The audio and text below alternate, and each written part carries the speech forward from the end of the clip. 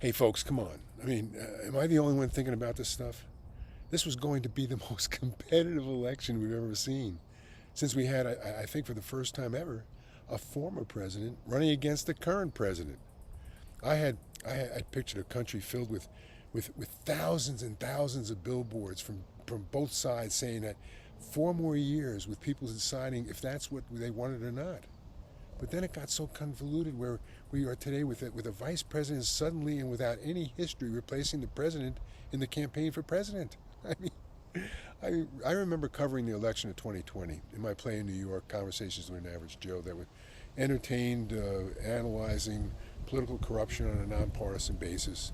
And then on my website, senatorcarraro.com, with videos covering the Biden presidency with all the craziness of issues and distractions happening.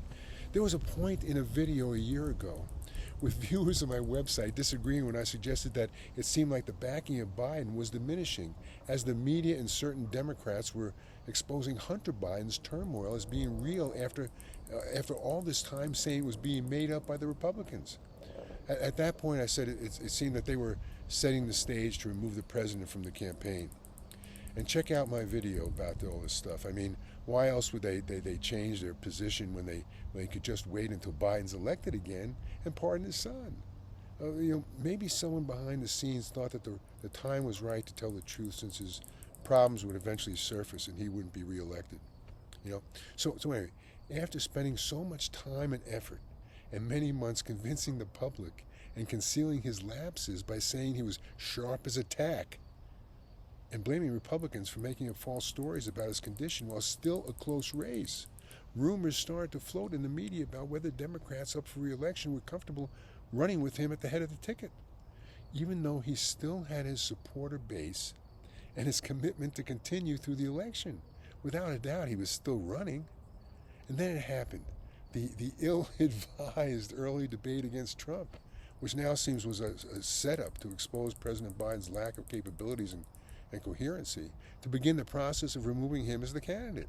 It was bad, real bad. And the president almost appeared drugged. I mean, especially since the talks he gave days before and days after, while having a few miscues that were prominently exposed by the Republican media. But he seemed to be a lot more coherent on those days. And then, of course, came the assassination attempt on former President Trump. And on my video describing that almost assassination, I'd explain how that would have happened to the election if Trump was no longer in the race with Biden as our next president. But more importantly, I offered the possibility of that assassination attempt was caused by a setup by the Biden administration and members of Congress by attempting to remove Secret Service protection from the former president, as they did with another opponent, RFK Jr. And no one asked why. And what was the purpose of doing that? I mean, actually drafting legislation taking away Trump's Secret Service protection. We know that the purpose of all the lawsuits brought against Trump was to diminish his capability of campaigning and possibly removing him from ballots, maybe even putting him in prison. But the brazen attempt of removing his protection seems can only be construed as encouragement for an attempt on his life. I mean, for what other purpose? And yet we don't hear anything about that from what appears to be a very fair, bipartisan investigation. See my video on the assassination I did just days after the attempt. And then added into everything else, we have a President Biden actually contracting COVID. I mean, which seems strange with all the booster shots of the vaccine that he received, and yet apparently no one else around him became ill. If I was him, I'd be questioning whether or not that was a push needed to remove himself from the race.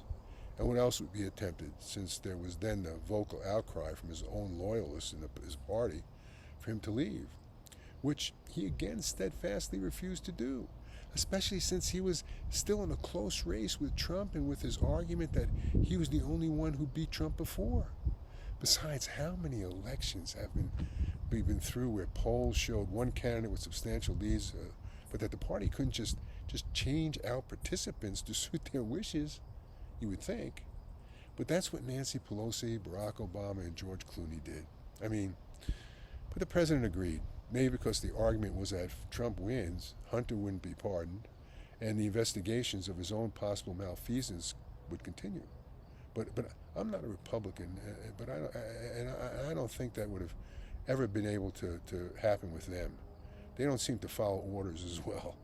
And now with all the occurring, our adversaries around the world are seeing what it's like for the most powerful democracy to somehow change its election procedures without a whimper or popular vote, creating what appears to be now a leaderless country for the time being, with Biden on vacation with the vice president running for president saying things will change if she's elected.